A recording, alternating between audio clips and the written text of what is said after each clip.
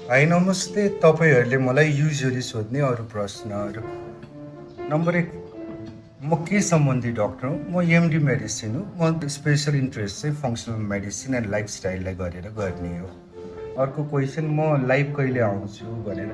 म 2-4 चोटि लाइभ प्रयास गरेको थिएँ, तर ओभरअलमा लाइभबाट त्यति हेल्पफुल जस्तो लागेन। कहिले काहीँ मात्रै फुर्सदको बेला मात्रै लाइभ आउने गर्छु।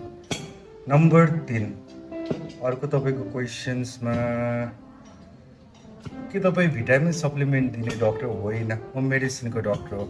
म भिटामिन सप्लिमेन्ट होइन, मेन औषधि तपाईँहरूलाई लेख्ने हो, सुगरको, प्रेसरको औषधि। यो सँगै कहिलेकाहीँ इन्डिभिजुअलाइज एप्रोचतिर जाउँ, रोग पछि र व्यक्ति पछिको लाइफस्टाइल अनुसारले पनि अलिकति कस्टमाइज गरौँ भन्ने हो। नम्बर 4, तपाईँको भिडियो किन सरल हुन्छ भने सोध्नुभयो।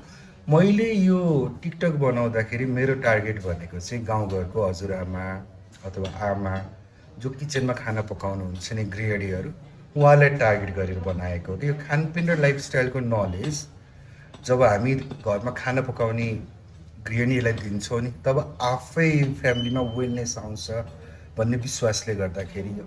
अर्को क्वेसन, ट्रिटमेन्ट दिनुहोस् न।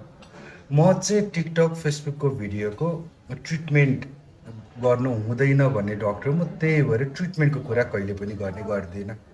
अर्को नम्बर 6,